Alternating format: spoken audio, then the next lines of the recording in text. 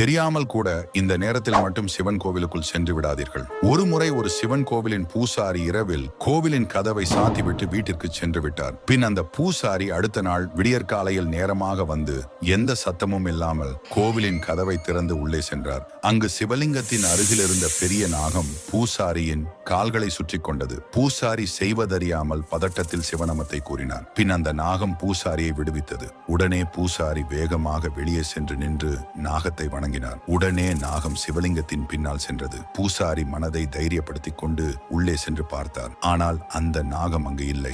அப்போதுதான் அந்த பூசாரி உணர்ந்தார், நாகத்தின் வடிவில் இருந்தது சிவபெருமான் என்று. அதனால் தான் சிவன் கோவிலின் கதவை திறக்கும் போது சங்குகள் ஊதி மத்தளங்கள் வாசித்து மந்திரங்களை கூறிய பின் 3 முறை கதவை தட்டிய பின் தான் கதவை திறப்பார். ஏனெனில் உள்ளே சிவன் எந்த ரூபத்தில் கூட இருப்பார். சிவனின் மீது நம்பிக்கை உள்ளவர் வீடியோவை சப்ஸ்கிரைப் செய்து கொள்ளுங்கள்.